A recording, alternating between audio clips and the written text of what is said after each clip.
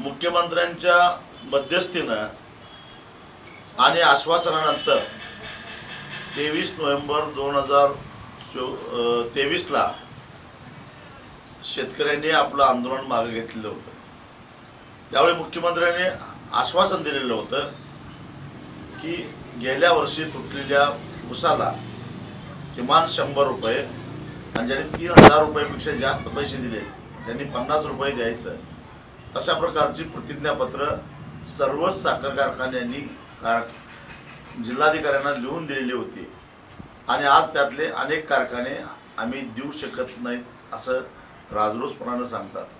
एक प्रकारे महाराष्ट्राच्या मुख्यमंत्र्यांनी दिलेल्या आश्वासनाचा हा उपमर्द आहे। म्हणून येत्या 2 दिवसामध्ये मुख्यमंत्र्यांनी या कारखानदारांचे कान धरून त्यांना ठरलेले पैसे देण्यास भाग पाडावं, अन्यथा 16 तारखेला मुख्यमंत्र्यांचा कोल्हापूर जिल्ह्यात दौरा आहे। आम्ही शेतकरी त्यांचं स्वागत काळी निशाणा दाखवून केल्याशिवाय सोडणार नाही। एबीपी माझा, उघडा डोळे बघा नीट।